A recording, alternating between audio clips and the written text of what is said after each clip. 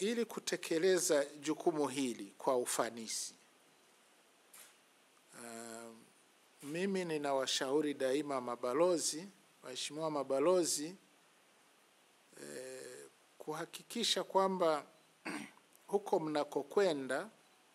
mnakwenda na takwimu za msingi kuhusu maendeleo ya kijamii na kiuchumi hapa nyumbani. Kwa hiyo kwa mfano, Watanzania wanatarajia kwamba balozi wao katika nchi fulani anafahamu takwimu za msingi, idadi ya watu wa Tanzania wako wangapi, na pengine hata mgawanyo ule unakwendaje. Lakini pia hali ya nchi kiuchumi na kijamii, sambamba na fursa mbalimbali ambazo tunazo hapa, fursa za uwekezaji katika sekta mbalimbali,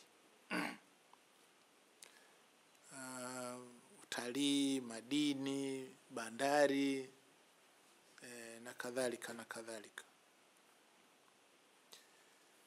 Kwa sababu sasa ili uweze kwenda kutuwakilisha, lazima wewe mwenyewe uifahamu nchi yako vizuri.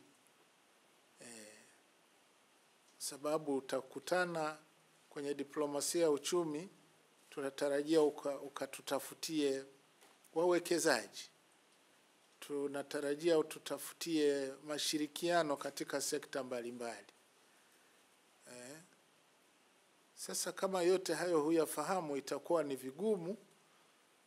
vigumu sana kutekeleza diplomasia ya uchumi. Lakini kwa maana hiyo hiyo, mimi nimekuwa ninawashauri waheshimiwa mabalozi kama ninyi mnapoteuliwa,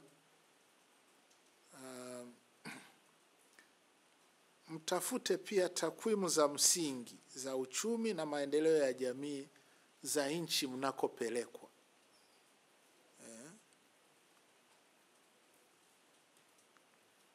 Na ni hivyo hivyo ili uweze mapema kubainisha fursa mbalimbali zilizoko huko mnakokwenda kutuwakilisha,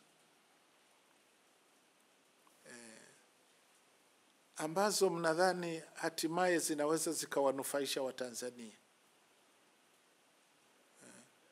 Lakini maana yake pia ni kwamba ni vizuri mkawa na picha kwamba huko wenzetu wana kitu gani kizuri, nguvu yao ya uchumi iko katika maeneo gani ya kiuchumi, lakini na maendeleo ya kijamii kwa ujumla.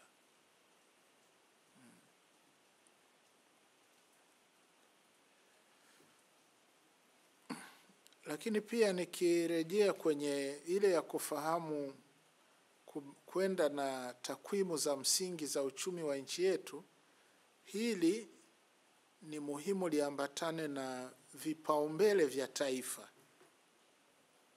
taifa letu na mikakati mbalimbali ya utekelezaji. Kwa hiyo ili muweze kufanya kazi nzuri kwenye diplomasia ya uchumi, mimi ninatarajia kwa mfano kwamba dira ya taifa mtakuwa nayo na kuisoma vizuri. Na sasa ipo rasimu ya dira ya 2050.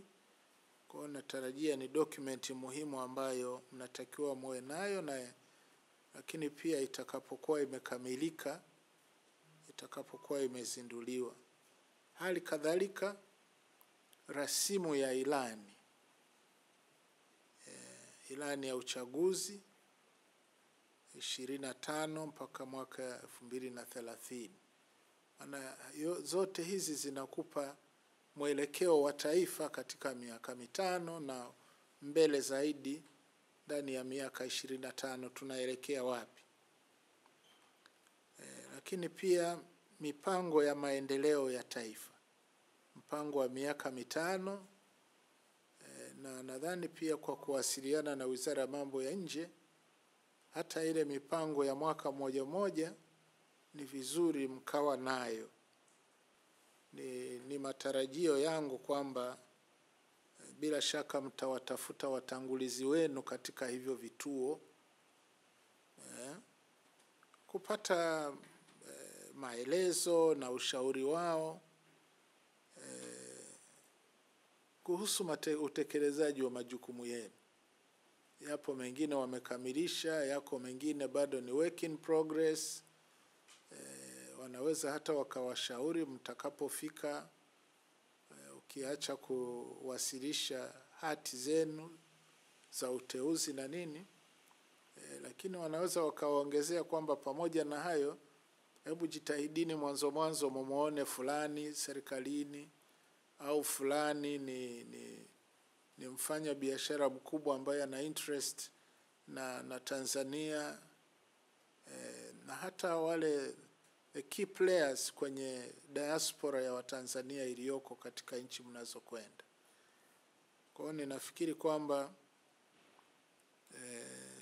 mfanye jitihada hizo, lakini bila shaka katika kufanya kazi kwenu huko, matumaini yangu na matumaini ya serikali ni kwamba mtafanya jitihada kushirikiana kwa karibu na watunga sera wa nchi mnazokwenda, lakini pamoja na watendaji wengine wakuu.